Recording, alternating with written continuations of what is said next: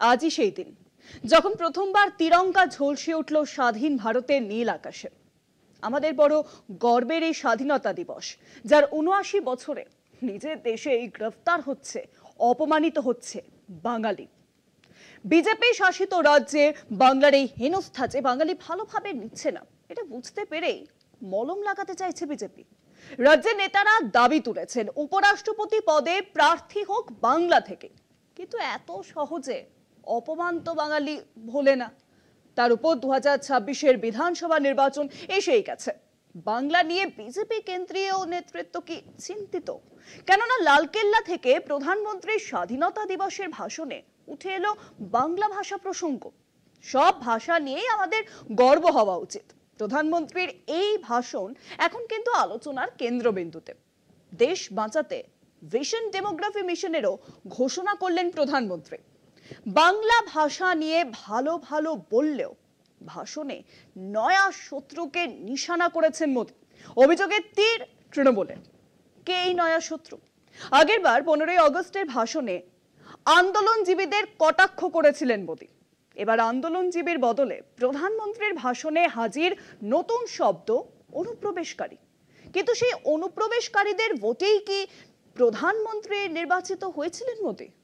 স্বাধীনতা দিবসে এটাই আমাদের প্রশ্ন।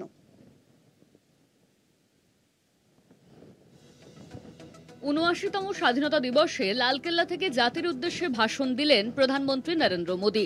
প্রধানমন্ত্রীর ভাষণে উঠে এলো বাংলা ভাষার প্রসঙ্গ। ধ্রুপদী ভাষার মর্যাদা পেয়েছে বাংলা ভাষা। বাংলা ভাষা ইস্যু নিয়ে বিগত কয়েক মাস ধরে জাতীয় রাজনীতি উত্তাল। বাংলাকে বাংলাদেশি ভাষা বলে উল্লেখ করে দিল্লি পুলিশ। কেন্দ্রীয় নেতা অমিত মালব্যের পোস্টেও সৃষ্টি হয়েছিল বড় বিতর্ক।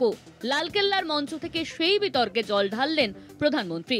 भाषाओं की विविधता से बहुत ही भरा हुआ है, पुलकित है, और इसलिए हमने मराठी, असमिया, बांग्ला, पाली, प्राकृत को क्लासिकल लैंग्वेज का दर्जा दिया है। প্রধানমন্ত্রীর মতে অনুপ্রবেশের কারণে জনবিন্যাস পাল্টে যাচ্ছে সীমান্তবর্তী অঞ্চলগুলির। দেশের নিরাপত্তা পড়ছে বড়সড় প্রশ্নের মুখে। জাতির উদ্দেশ্যে ভাষণে এমন আশঙ্কার কথাও শোনালেন প্রধানমন্ত্রী। দেশ বাঁচাতে তাই এবার তড়িঘড়ি ভিশন ডেমোগ্রাফি মিশনের ঘোষণা করে ফেললেন তিনি। षड्यंत्र के तहत सोची समझी साजिश के तहत देश की डेमोग्राफी को बदला जा रहा है। एक नए संकट के बीज बोए जा रहे हैं। घुसपैठिए मेरे देश के नौजवानों की रोजी रोटी छीन रहे हैं। एक घुसपैठिए मेरे देश की बहन बेटियों को निशाना बना रहे हैं। ये बर्दाश्त नहीं होगा। অনুপ্রবেশকারী ইস্যুতে এবার নতুন করে শুরু হয়েছে রাজনৈতিক চর্চা।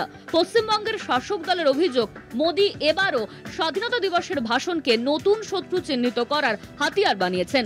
আগের সরকারগুলিকে দোষারোপ করাই প্রধানমন্ত্রীর অভ্যাস। তীব্র কটাক্ষ তৃণমূলের রাজ্যসভার সাংসদ সাগরিকা ঘোষের। আন্দোলনজীবী থেকে অনুপ্রবেশকারী। প্রধানমন্ত্রীর আক্রমণের তালিকায় এবার নয়া শব্দ, বলছে মমতা বন্দ্যোপাধ্যায়ের দল। কলকাতা টিভি।